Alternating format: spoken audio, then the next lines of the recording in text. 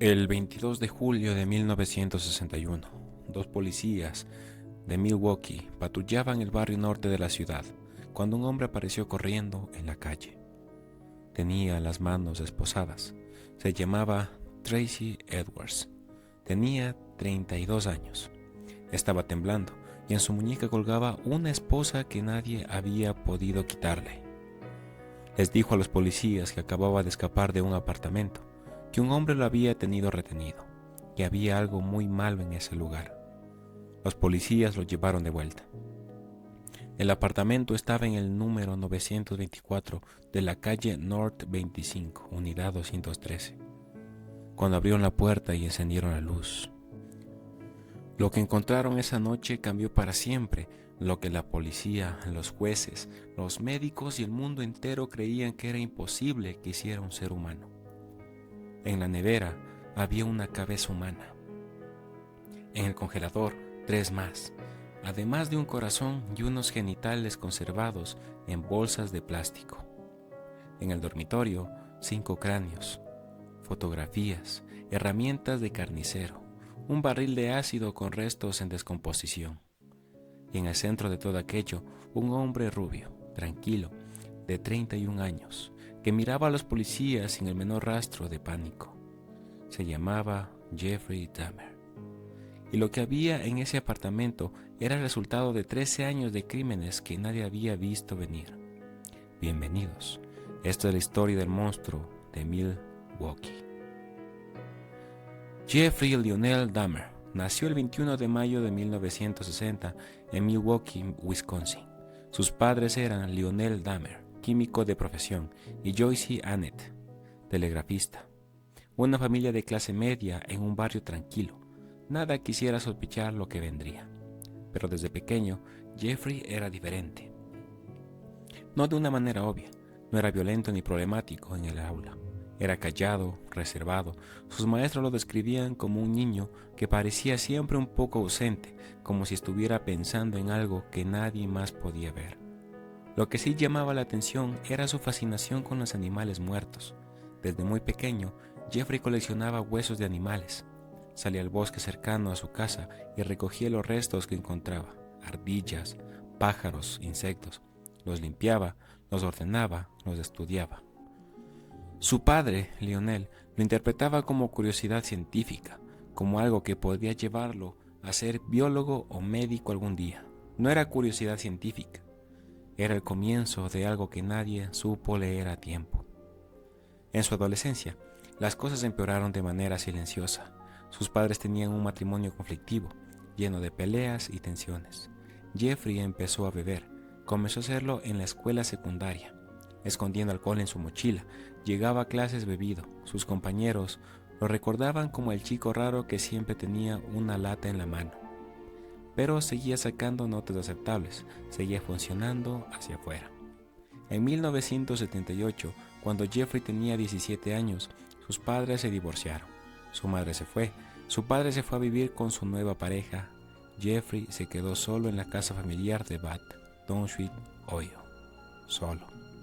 Tenía 18 años, una casa vacía y algo dentro de él que llevaba años buscando, una salida.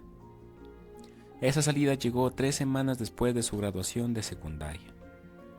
El 18 de junio de 1978, Jeffrey Dahmer conducía por una carretera cerca de su casa cuando vio a un joven haciendo autostop.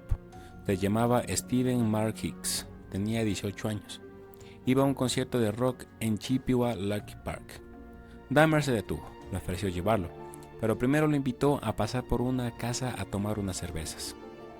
Steven aceptó. Era verano, la casa parecía amigable. El chico que conducía parecía completamente normal. Dos pasaron la tarde juntos, bebieron, escucharon música.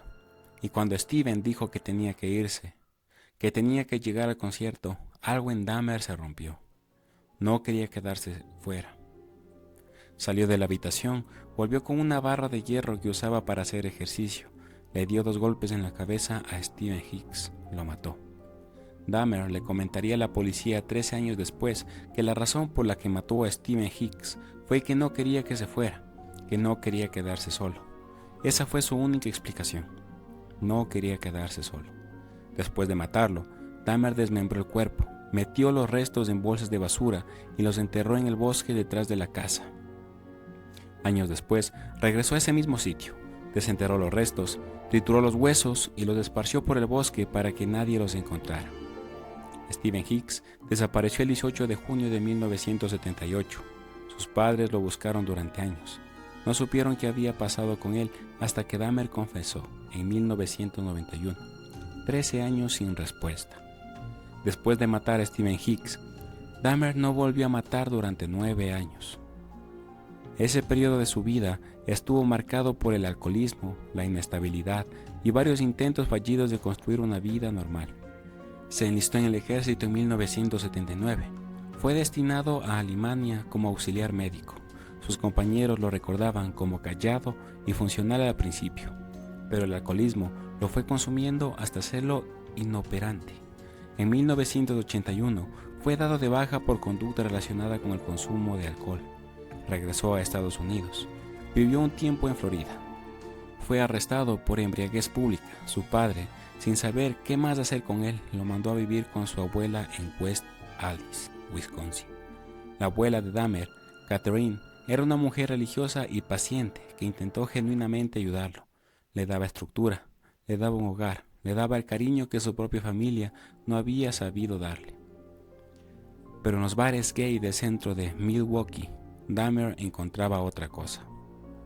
En 1982 fue arrestado por exposición indecente en una feria del condado. En 1986 fue arrestado de nuevo por el mismo cargo.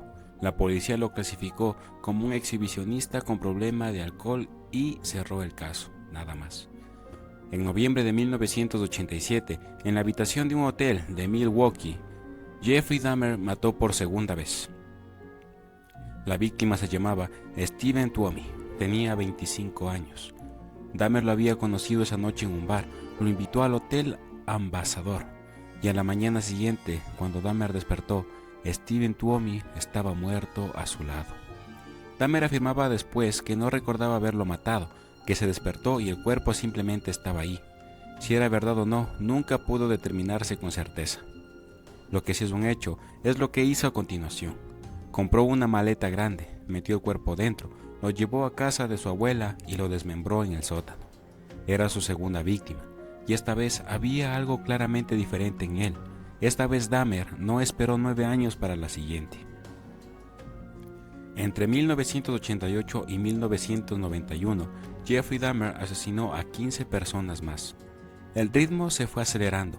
Al principio pasaban meses entre un crimen y otro, luego semanas, hacia el final días. Su método era simple, similar. Se acercaba a jóvenes en bares gay del centro de Milwaukee, en centros comerciales, en paradas de autobús. Les ofrecía dinero a cambio de que posaran para fotografías. Les prometía alcohol, drogas, compañía. Los llevaba a su apartamento. Y una vez dentro, drogaba su bebida con somníferos. Cuando perdían el conocimiento, los estrangulaba. Pero lo que Dahmer hacía después del asesinato es lo que convierte este caso en algo que desafía cualquier escala conocida de horror.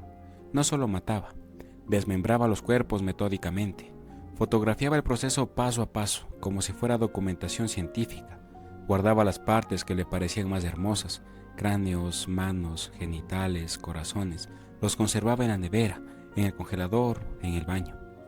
Y en algunos casos, cocinaba y comía partes de sus víctimas. Dahmer confesó haber practicado el canibalismo en varios de los asesinatos. Explicó que comer partes de ellos le hacía sentir que sus víctimas se convertían en parte de él para siempre, y así nunca se irían del todo. También llevó sus crímenes a un terreno que los investigadores nunca habían visto antes. Dahmer quería crear zombies, no en sentido figurado. Querían literalmente encontrar una manera de mantener a sus víctimas con vida pero sin voluntad propia, sin capacidad de escapar, completamente bajo su control.